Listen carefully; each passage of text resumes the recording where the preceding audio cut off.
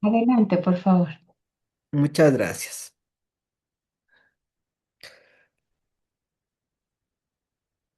Bueno, em, todos los ponentes, pues les he recortado mucho su CV, su currículum, su hoja de vida, porque creo que nos pasaríamos toda la conferencia hablando de eso.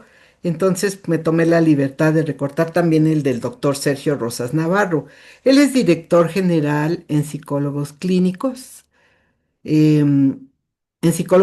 salud y bienestar. Estudió psicología en la Universidad Veracruzana, doctorado en investigaciones cerebrales.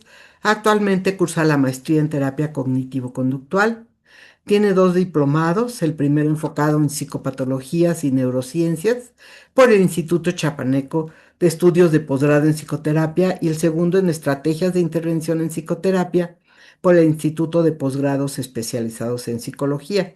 Ha tomado un montón de cursos, más de 15 cursos enfocados en psicopatología y neurociencias. Es miembro de la Society for Neuroscience y del Consejo Mexicano de Psicología.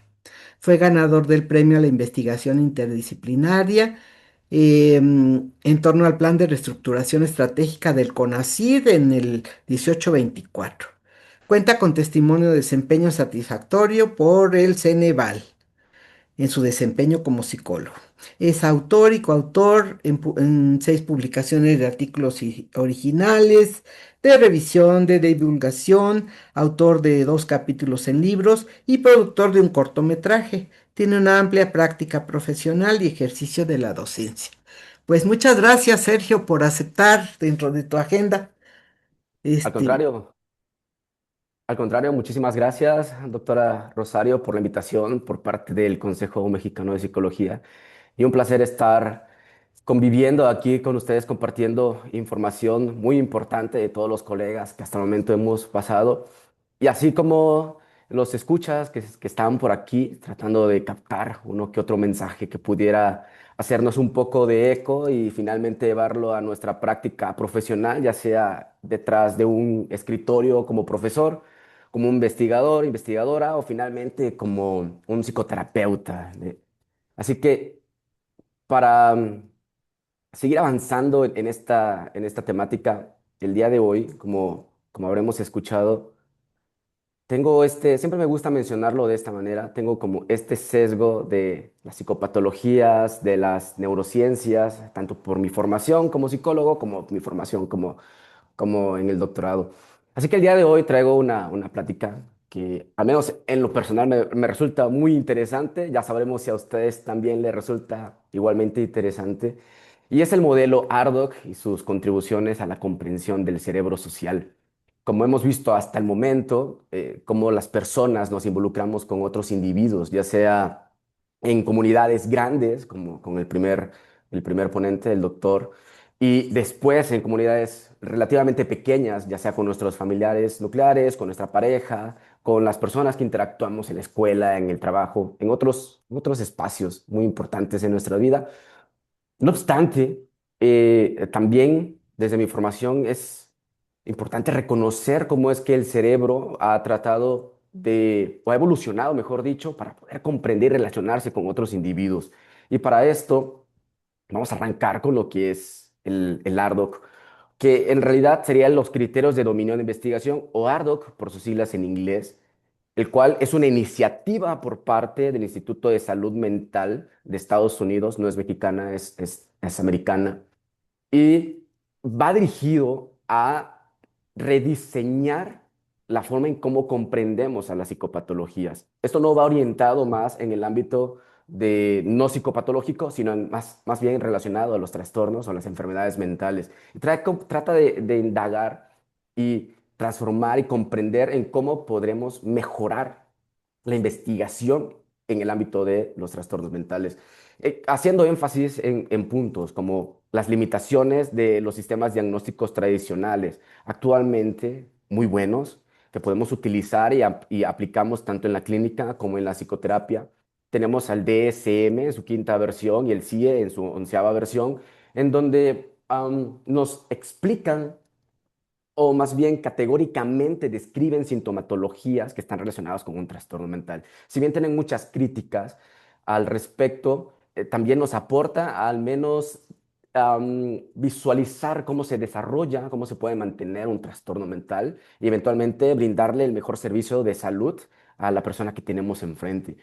No obstante, estas descripciones categóricas de la sintomatología están reducidas en cuanto que no reflejan los mecanismos neurobiológicos subyacentes. ¿A qué me refiero con esto?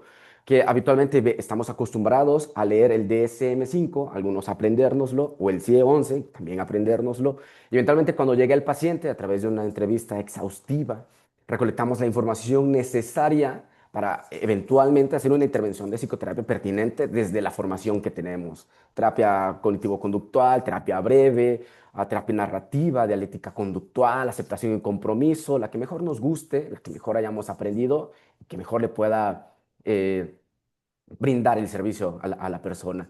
No obstante, estas mismas descripciones no cuentan con aspectos neurobiológicos. Y es algo que el RDoC o los criterios de dominio de investigación trata de alimentar. Ya llegaremos a ese punto. Pero algo muy importante a resaltar en esto es que es transdiagnóstico interdisciplinario que cuenta con mecanismos subyacentes y adimensional, haciendo referencia a que no solamente vamos a tomar en consideración la sintomatología que se describe en el DSM-5 o en el CIE-11, sino cómo esta sintomatología, a través de la experiencia de vida del individuo, ha ido formándose, como habitualmente lo podemos hacer en una entrevista psicológica desde el ámbito que estemos formados. No obstante, va a añadir esta formación interdisciplinaria de psicología, biología, genética y neurociencias unificadas.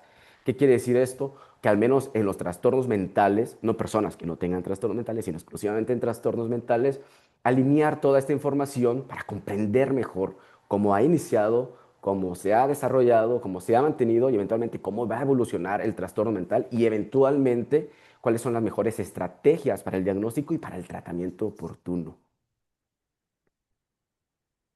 Si bien el RDoC es amplio, no vamos a ver todo el día de hoy, pero el RDoC tiene 6 dominios o sistemas que explica, o al menos trata de explicar, todas estas funciones de las psicopatologías. No las categoriza, por decirlo de alguna manera, en síntomas, sino que es otro tipo de categorización, si vamos a eso, ¿no? Que son a través de sistemas o de redes. En estos podemos encontrar 6, que va desde el sistema de valencia negativa, sistema de valencia positiva, sistemas cognitivos, sistema del procesamiento social, sistema de activación y el sistema sensoromotor. Es decir, trata de abarcar la mayor cantidad de sistemas que están involucrados en estos trastornos mentales.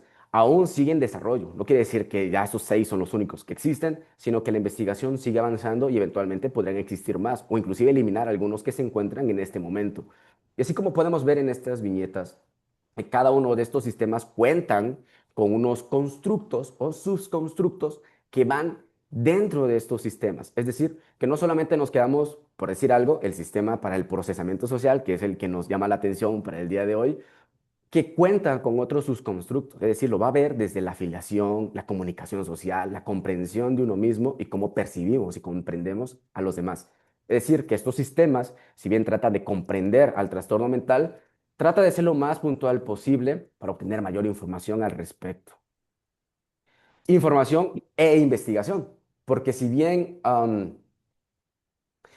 estos sistemas, no solamente nos quedaremos por fuera, regresando por un momento, no nos quedaremos solamente por fuera con estos 6 sistemas, sino que va a ser un análisis, va a haber diferentes niveles de análisis, es decir, a nivel genético, de células, de comportamiento, de circuitos cerebrales o neurofuncionales, factores ambientales, a nivel molecular, de autoinformes del propio paciente y desde la fisiología.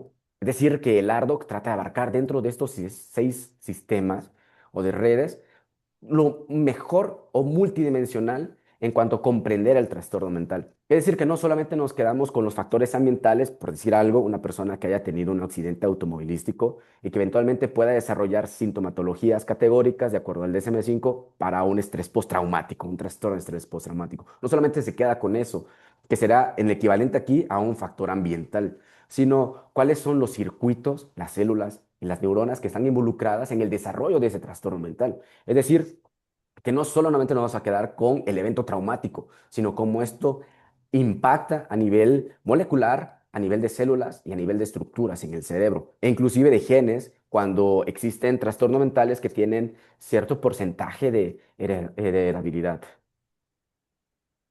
Para darnos una idea de cómo se puede ver el sistema para el procesamiento social, tenemos el sistema del procesamiento social junto con varios constructos. Tenemos afiliación, comunicación social, la percepción y el entendimiento de uno mismo, la percepción y el entendimiento de los demás, así como sus constructos. Por decir algo, en la comunicación social se limita a la recepción y producción facial, a la comunicación facial, es decir, cómo nos gesticulamos, cómo yo emito o produzco una gesticulación y cómo otra persona puede recibir o puede obtener ese dato de cómo estamos gesticulando, tanto gesticulados como no gesticulados, que abajo también dice que no solamente está limitado a no faciales. Y si fuéramos más profundos, si eligiéramos uno de estos, podríamos verlo a nivel genético, qué información hay. Hasta el momento no hay información. Molecular, algunos tienen información, células, circuitos y así consecutivamente. Si le damos clic a uno de estos, por ejemplo, a mí me llama mucho la atención en la percepción y el entendimiento de los demás, en esto que se llama el entender los estados mentales de las otras personas, podemos observar esto, que existen algunas moléculas ya registradas, algunos circuitos ya registrados, algunos comportamientos y autorreportes que van relacionados a cómo nosotros tenemos esto que se conoce como la teoría de la mente, es decir, cómo percibimos a las otras personas y creemos cómo está su estado mental. Y solo como ejemplo, aquí se mencionan algunos circuitos como es la corteza o estructuras, como la corteza prefrontal a nivel medial, el precuneus, el polo temporal, etcétera. Dicho esto, ya tenemos como un poco de background en cuanto a lo que es el RDoC. Ahora nos vamos a dirigir directamente al cerebro social, porque una cosa es lo que puede decir el RDoC y otro es las investigaciones que hay al respecto del cerebro social.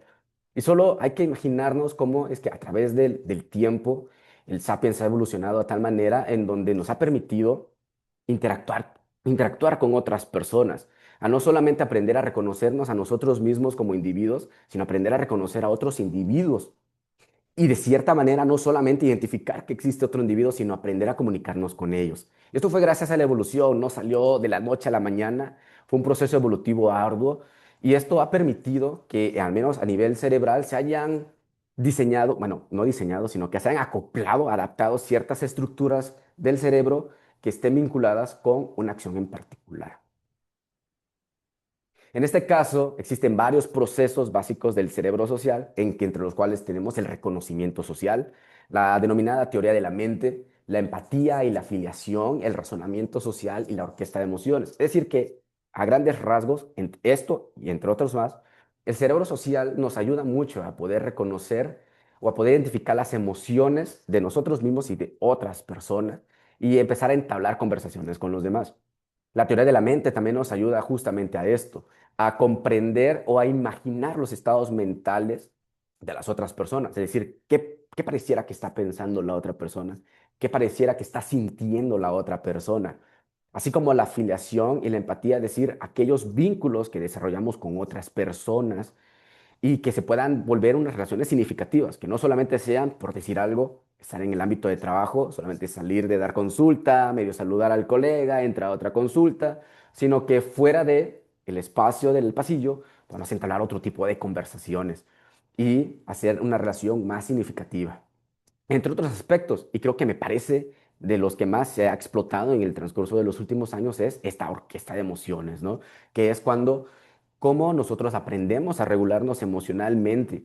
En un principio, el saber identificar cómo nos sentimos emocionalmente y eventualmente comunicarlo a otra persona y poder reducir el nivel de impacto negativo que podría tener este tipo de convivencia emocional con nosotros mismos.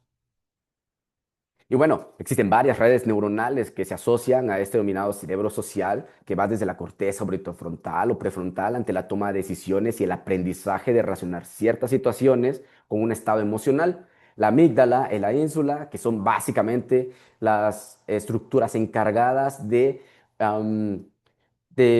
permitir que exista una emoción y exista una regulación de ese estado emocional, existen también, por supuesto, las neuronas espejo que nos han permitido relacionarnos con otros individuos y hasta cierto punto imitar lo que está pasando en nuestro ambiente y de esa manera involucrarnos también con las demás personas.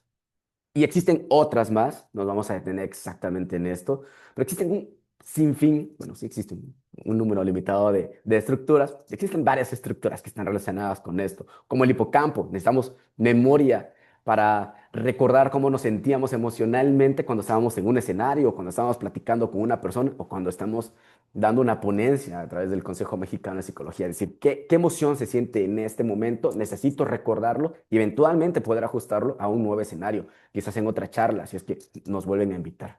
Y entonces esto es importante para saber cómo me tengo que incorporar, cómo me tengo que involucrar en esta charla con ustedes.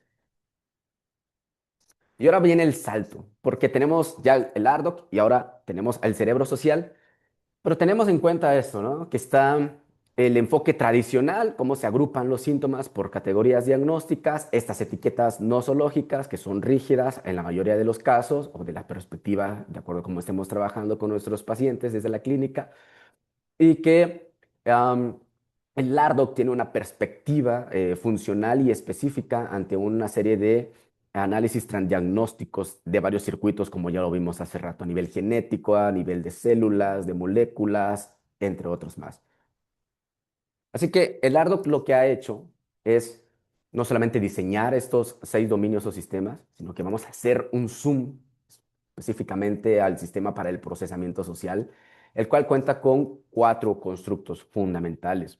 Ya brevemente lo habíamos visto hace rato, pero ahora vamos a explotarlo un poco más, que es la afiliación, el apego, la comunicación social, la percepción y comprensión de yo, la percepción y comprensión de los demás.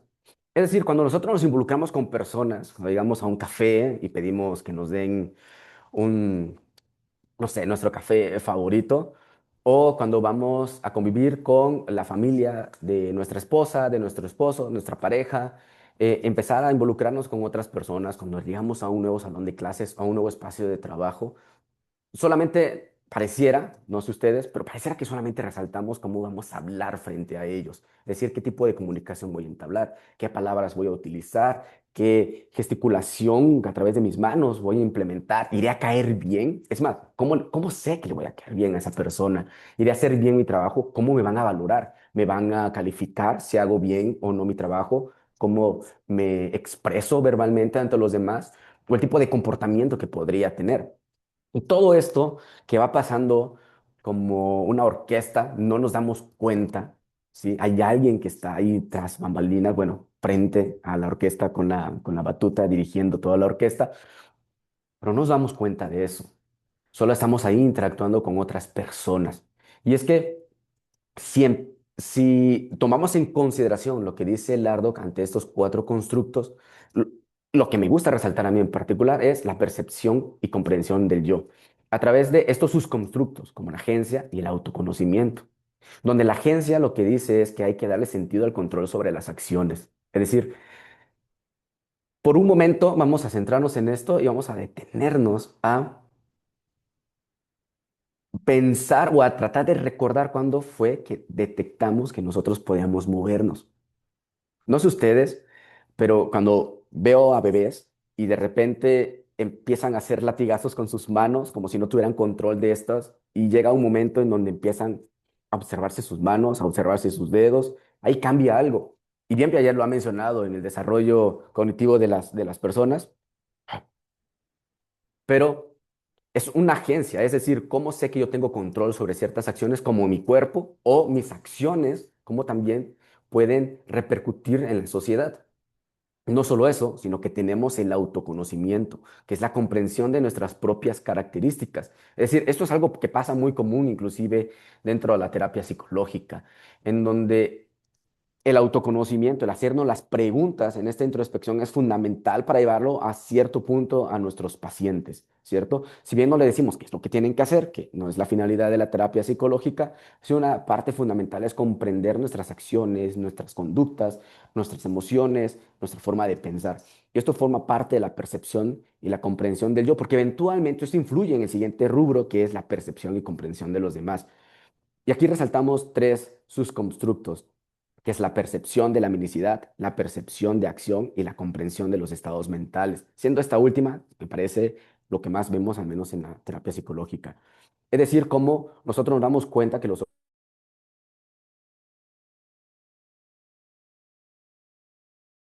han ayudado a través de la evolución a poder comprender esto, pero también hacía cómo interpretar los movimientos y las acciones de las otras personas, ¿sí? Es decir, cómo es que mi percepción está puede ser desde la terapia cognitivo-conductual y racional, hay una disonancia cognitiva referente a las acciones que tienen las demás personas. Es personal, es así en general esta persona, es cómo percibimos y comprendemos a los demás, pero esto está fuertemente influenciado en cómo nosotros nos percibimos y nos comprendemos a nosotros mismos, ¿sí? Por lo tanto, existe haciendo más énfasis a los circuitos cerebrales de estos cuatro dominios, podemos encontrar en afiliación-apego, como está la amígdala relacionada a la corteza prefrontal, ventromedial.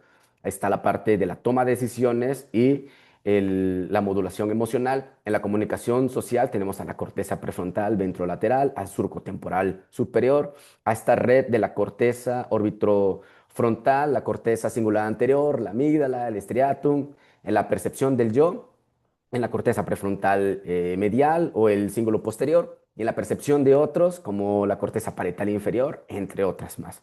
Es decir, que hasta este punto el ARDOC ha podido describir cuáles son estas estructuras o estos circuitos neurofuncionales que están relacionados con cada uno de estos dominios y que nosotros lo podemos llevar a un terreno inclusive de terapia psicológica. Si bien todavía no está dirigido a un ámbito de tratamiento, hasta el momento solo está diseñado para temas de investigación, para poder comprender aún mejor el cerebro de las personas que puedan tener algún tipo de trastorno mental. Y es que el cerebro social no solamente está en las personas sanas, está en las personas que tienen algún trastorno mental, ¿sí? Cuya calidad de vida está mermada.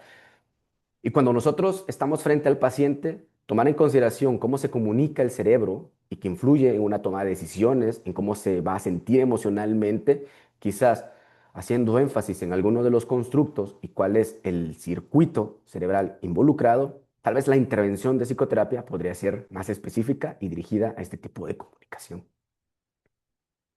Y es que esto nos lleva a estas intervenciones de precisión, es decir, dirigirlo exclusivamente a sistemas de estos sistemas, constructos y sus constructos, y haciendo mayor énfasis a los circuitos, a las moléculas, quizás a los genes no, hoy por hoy no, pero eventualmente al menos comprender que existe cierto factor de herencia de ciertos trastornos mentales, tenerlo en consideración para nuestro tratamiento oportuno con pacientes psiquiátricos. Ahora bien, hay que refinir estas investigaciones porque no solamente se trata de lo que hemos hablado, es decir, hay que saber más al respecto, hay que saber mecanismos específicos sobre cada uno de los sistemas y constructos, hacer un mapeo específicamente de cada uno de estos, una expresión transdiagnóstica, es decir, cómo vamos a llevar esto a una serie de test psicológicos que nos ayuden a detectarlo, eso sería increíble. Hasta el momento no he visto ningún paper que esté relacionado con esto, pero sería importantísimo dar un salto para ello. Existen varias limitaciones, desafíos metodológicos, lo complejo que es la sociedad y bueno, existen varias perspectivas futuras al respecto de cómo hacer una investigación al menos en el contexto social, del cerebro social. Es decir, yo tomar, si fuera investigador en este ámbito específicamente, tomar uno de estos constructos y sus constructos y ver cuál es el efecto o el impacto que tienen algunos de los trastornos. Por ejemplo, el trastorno de ansiedad social. Es decir, cómo se ve impactada una persona que tiene un trastorno de ansiedad social a nivel del cerebro en el sistema para el procesamiento social. Y justamente esta pregunta me la hice, digo, no traigo una imagen al respecto, pero son uno de los artículos de revisión narrativa que he propuesto y que ahora mismo está en revisión por pares y esperando que ya se pueda publicar ese artículo. Y estamos hablando de los cuatro principales trastornos de ansiedad a nivel internacional y cómo se puede describir desde un modelo de ARDOC. Entonces, la iniciativa ahí está y estamos trabajando sobre ello y poder comprender un poco más los trastornos mentales desde el modelo ARDOC. En conclusión, podemos decir que pues, el ARDOC, en conjunto con las aportaciones que ha tenido hacia el cerebro social, es un enfoque dimensional y multinivel. Es decir, que no solamente nos vamos a quedar con categorías tradicionales diagnósticas de la sintomatología basada en el DSM-5 y CIE-11, importantes, pero no exclusivas, sino tomar en consideración genes, células, circuitos neuronales, autorreportes, y factores ambientales que estén involucrados. También va hacia una intervención con precisión, es decir, la investigación es importante, pero también hay que dirigirla, cómo esto nos puede ayudar en consulta privada y clínica con pacientes psiquiátricos. Y eventualmente va a haber retos y evolución continua. De eso se trata la ciencia también. Lo que se está mencionando y se está aportando el día de hoy va a tener cambios en el futuro y eventualmente tendremos una aportación que dar, ya sea con investigaciones originales o revisiones sistemáticas o metaanálisis o narrativas. Pero la idea es esta. La idea es que el ARDOC puede ser un pilar hacia el futuro en cuanto a la investigación y posiblemente, no se ha mencionado como tal, pero posiblemente como medida de intervención a nivel de psicopatologías. Pues nada, de mi parte sería todo. Muchísimas gracias. También quiero agradecer al personal, a las personas con que trabajo aquí en Psicólogos Clínicos. Somos un grupo selecto de psicólogos y psicólogas aquí en la ciudad de Jalapa, Veracruz, que sin el esfuerzo de ellos no podríamos intervenir de manera con mayor precisión y adecuada desde un modelo ARDOC con nuestros pacientes. Muchísimas gracias a todos. Muchísimas gracias, Sergio. Qué interesante tus comentarios. Aquí nos dice Amira Millano, qué interesante porque esto es tanto en el tema de la introspección, pero igual en la observación del paciente, pero una observación mucho más amplia, una que permita entender por qué los síntomas se presentan, no solo qué síntomas existen, y retoma la importancia de facilitar intervenciones más precisas y sobre todo personalizadas. Y Nayeli Cosío dice, trabajo con neurodivergencias y todo lo que nos has compartido me ayuda en los puntos clave y en mi acompañamiento. Me encantó, muchas gracias. Súper, Bueno, pues súper. creo que tenemos unos minutos para conversar, Jefferson, Sergio, Josefina, y pues yo creo que a ver si los demás pueden abrir su micrófono, Sergio, por favor, Jefferson. Josefina, ¿qué pasó? ¿Cómo nos sentimos? ¿Cómo es que de lo social a lo familiar, la pareja, el cerebro, cómo se sienten en esta conversación? ¿Qué piensan? Jefferson, Josefina, Sergio. Encantado, principalmente porque, bueno, gracias por la presentación de hace un momentito y justo este es el sesgo que siempre me gusta mencionar cuando comienzo, que es el sesgo que me dedico a dar psicoterapia desde aproximadamente 7, 8 años y con este sesgo de las neurociencias y ver personas que han desarrollado alguna psicopatología.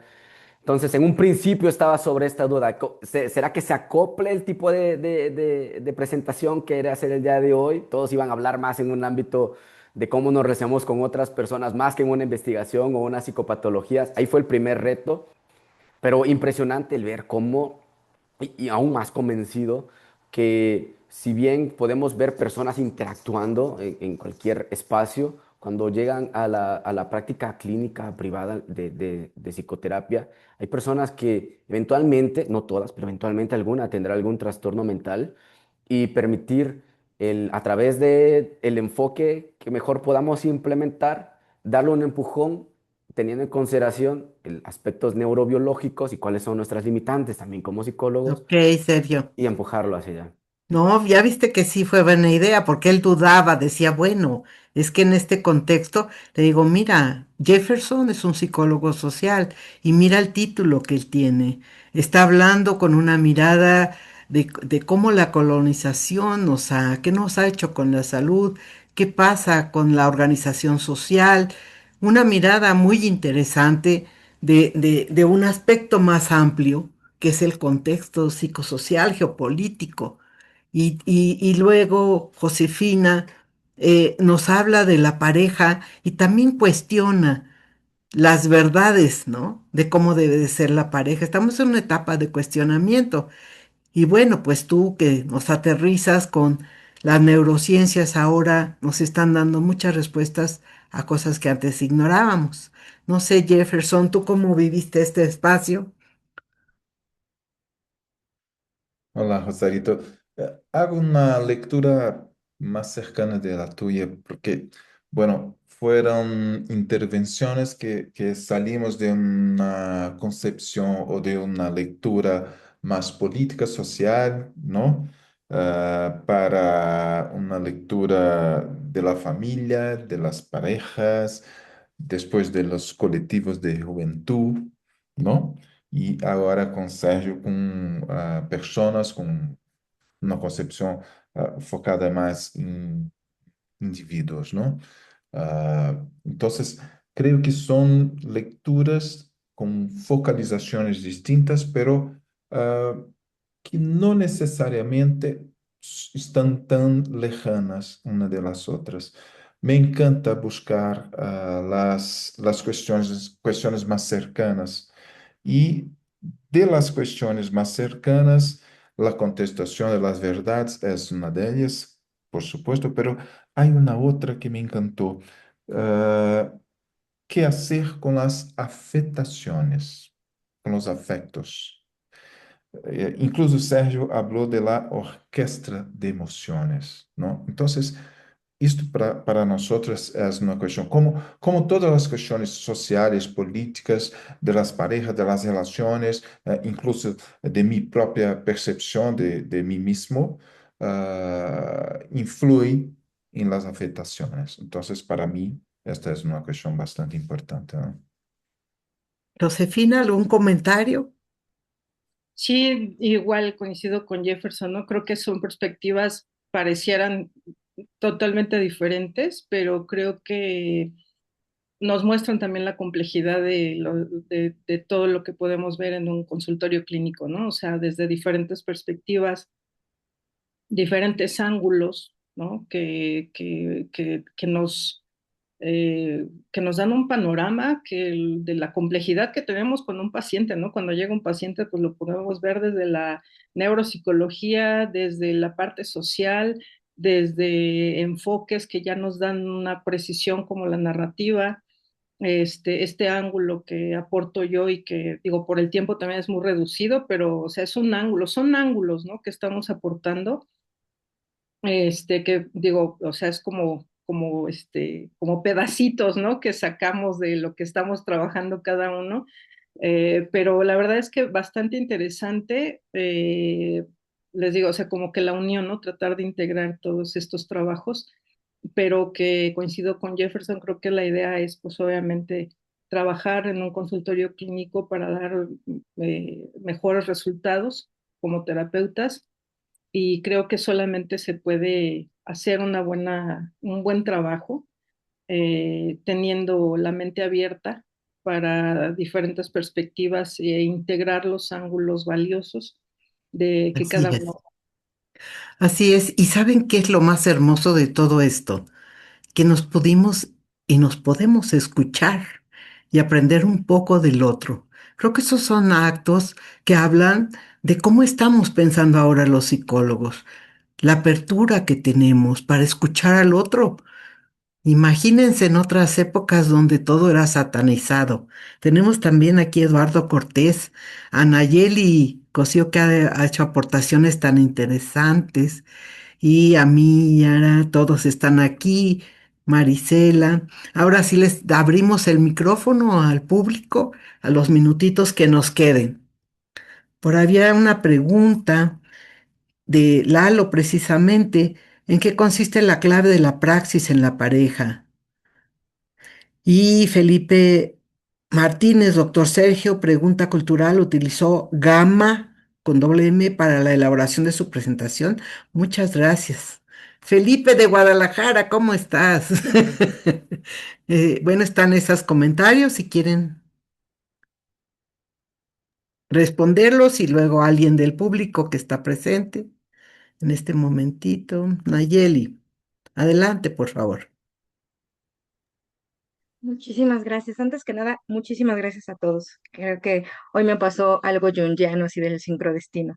Cada uno de las personas que hoy tuve la fortuna de escuchar me fueron como retroalimentando más en mi camino. Yo me formé con la doctora Rosario hace unos 2 añitos, 3 creo que ya, en terapia familiar y pues bueno, empecé a trabajar con familias. Después mi pequeñita recibió diagnóstico de autismo y esto me llevó a iniciar una maestría en psicopedagogía. Y ahorita escucharlos a todos es como todo este acervo de cosas del acompañamiento. Estoy trabajando ahorita con parejas en cómo se vive como pareja el diagnóstico de un hijo con necesidades especiales, ¿no?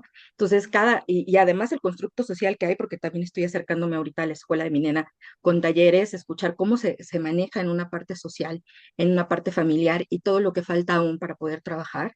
Y creo que escuchar ahorita a todos me hace querer comprometerme más con mi camino. Les agradezco muchísimo. Gracias, Naye, un abrazo. Muchas gracias.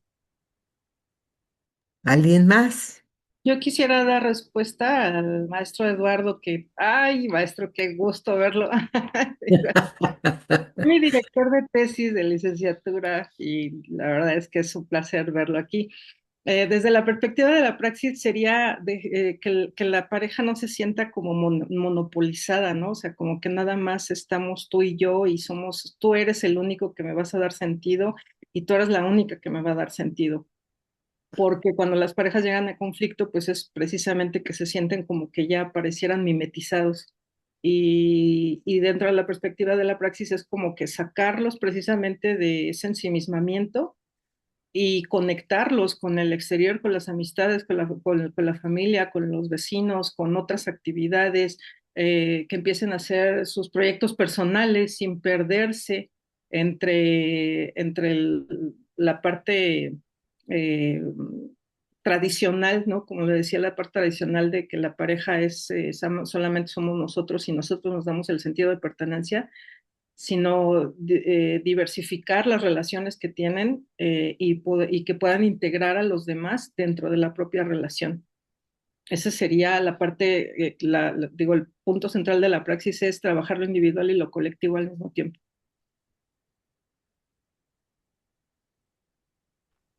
Muy bien, muchas gracias. Tienes cerrado tu micrófono, Lalo. A ver, Amira. Gracias, gracias. Ah, creí que el maestro Lalo iba a hablar. Ya dijo gracias. ¿Quieres decir más, Lalo? Bueno, más bien una pregunta para ti, Chayo. Ok. Sí, me quedé otra con la curiosidad del concepto bienestar. Entonces, ¿cuál es el común denominador que has encontrado en los jóvenes que has atendido en la consulta? ¿Qué piensan ellos de lo que es bienestar o qué Sí, es digo, bienestar? con toda la cuestión política que se maneja y lo que dice Sergio Sí. de la concepción social. No, ellos no hablan de bienestar. Ah, hablan de una palabra aquí que conocemos como que me vale madre o no me interesa. Más bien están como en una especie de decepción que contrasta con muchos otros jóvenes que de otras épocas, o no sé si épocas actuales y en otros contextos, que son cuestionadores, que entran a la lucha y quieren el cambio y actúan en consecuencia. Ahorita los he sentido un poco frágiles y un poco faltos de energía para lanzarse. Cuando es la temporada de la hormona, por ahí el doctor Sergio sabe más de todo esto.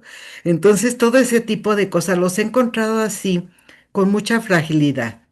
Precisamente por eso es de que pienso cada vez más en este tipo de teorías que me han atrapado desde hace más de 20 años, de que el otro puede. La resiliencia es uno de mis temas también que trabajo porque hay muchos niños, ahora jóvenes dañados, ¿no? Creo que los problemas de la crianza es algo que tenemos que revisar. Hay mucho dolor, humillación, violaciones, muchas cosas que determinan o aparentemente quieren determinar quién será ese hombre o esa mujer en el futuro. Y es ahí donde está nuestra voz. Es ahí donde están nuestras propuestas, desde esta visión social y política que, como me acordaste, Jefferson, de mi trabajo comunitario, que también por muchos años, y me dieron ganas de salir del consultorio y salirme más a la calle, ¿no? O Sergio, me recordaste mucho a un neurólogo que es muy simpático, no recuerdo su nombre, pero cómo me decepcionó explicándome por qué se enamora uno y qué funciona y qué no funciona. Yo pensaba que era tan bonito y me dijo que el cerebro es el responsable de todo. Entonces, todo este tipo de cuestiones son las que eh, me invitan también a tener, aunque no tengo una edad, pero a tener la rebeldía que siempre hemos tenido de cuestionar, proponer y estar con la bandera del conocimiento y del amor. Para mí es lo que parece. No sé si alguien más quiere unos Gracias. comentarios. Sí, yo rapidísimo, pues nada, primero agradecer por este espacio, porque creo que también fue un recordar momentos padres. Tuve el placer de que me diera clase el doctor Murueta en la universidad y justo me acordé de algo que él mencionaba, que uno de los principales problemas es que vivimos en enajenación, ¿no? Enajenación del otro y enajenación de pues sí, de la importancia de que somos, como diría la terapia sistémica, ¿no? O sea, somos un sistema que nos vamos retroalimentando con las relaciones, con lo que vivimos, con el otro y viéndolo desde la perspectiva social, con lo que nos comentaba el maestro o doctor Jefferson, el tema de las relaciones, ya en la parte de, por ejemplo, de pareja, pero también visualizándolo algo tan concreto o tan, sí, que podría ser como tan claro con las patologías, porque es algo biológico,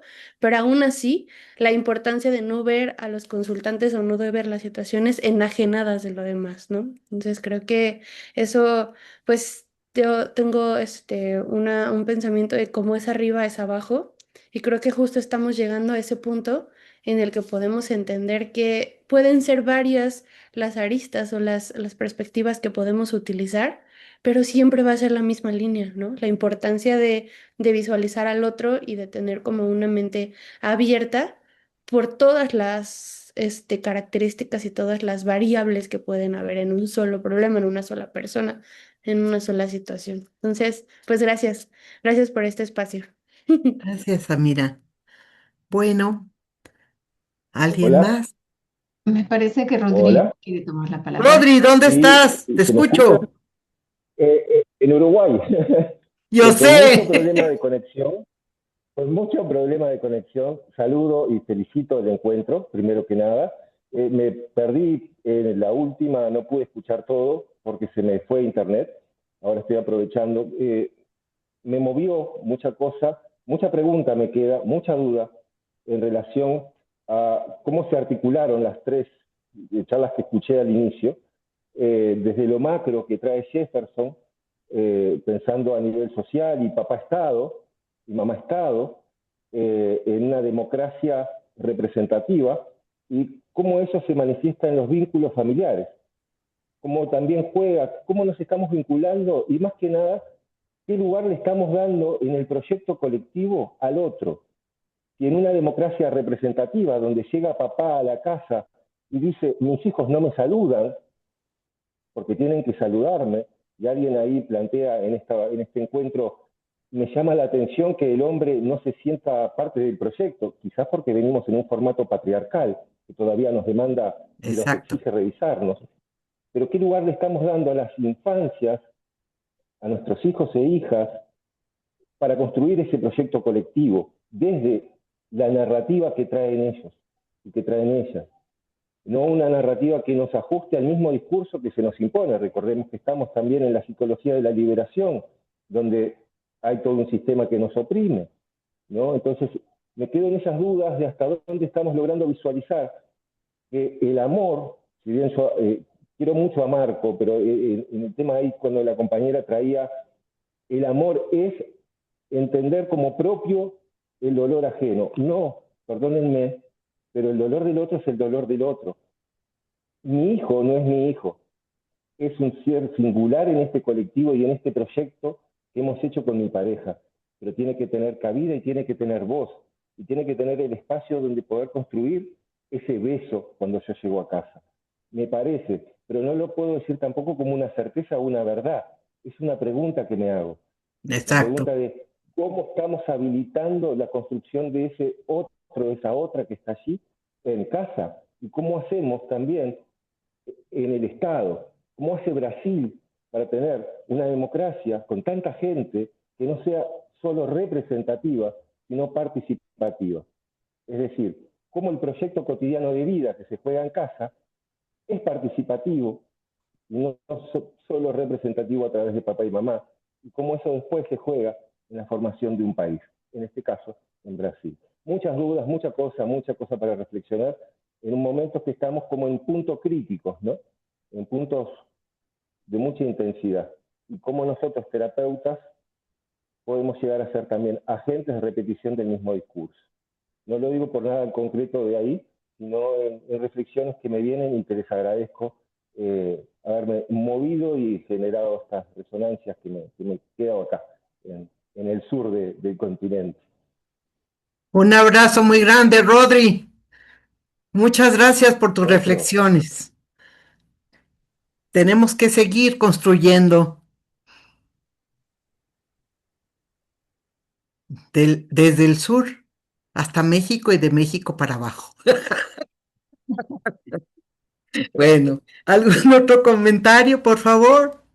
O nos despedimos con el agradecimiento por los apoyos al Consejo Mexicano de Psicología. No sé si van a hablar sobre un evento, Marisela. Sí, bueno, yo les quiero dar las gracias a cada uno de los ponentes y de los asistentes, a la maestra también, Rosario Espinosa, por la organización de este seminario, que todos nos están diciendo que ha sido excelente, lleno de conocimiento, y bueno, estamos todos muy agradecidos por esas reflexiones que nos dejan. Muchísimas gracias. Entonces, en nombre del Consejo Mexicano de Psicología, les damos de verdad las gracias y quisiera pasarle la palabra a la maestra Julieta Garfias para que nos haga una atenta invitación. Adelante, maestra. Muchas gracias. Realmente agradezco a todos los ponentes. Fueron muy interesantes cada una de sus intervenciones. Realmente es un honor poder haber escuchado a cada uno de ustedes. Bueno, realmente este es un evento que nos está avisando que ya viene nuestro congreso, es nuestro sexto congreso. Va a ser en Zapopan, Jalisco, del 22 al 25 de abril. Vamos a tener ponencias magistrales, mesas magistrales, talleres, y también vamos a tener todo el trabajo de las personas que vayan a colaborar dentro de este congreso. Así que los invitamos. Vamos a tenemos una sorpresa muy especial. Estén checando nuestras redes sociales para que chequen. Ahí tenemos una pequeña oferta que les va a convenir a muchos para que se animen. Bueno, me gustaría nada más leerles los conferencistas magistrales de este congreso, que es el doctor Raimundo González de México, la doctora Teresa Arcelocchi de Italia, el doctor Arnoldo Telles, el doctor Luis Miguel Sánchez, la doctora Natalia Vargas, el doctor José Ignacio Valle de España, el doctor Juan Carlos Torres, la maestra María Angélica Pérez y la maestra Claudia Berenice Vera, perdón. Entonces, los que queremos invitar que nos acompañen, que se inscriban, y realmente va a ser un gusto poder volvernos a reunir pues en el próximo abril, el próximo año. Muchas gracias. Muchas gracias, Julie. Ahí estaremos.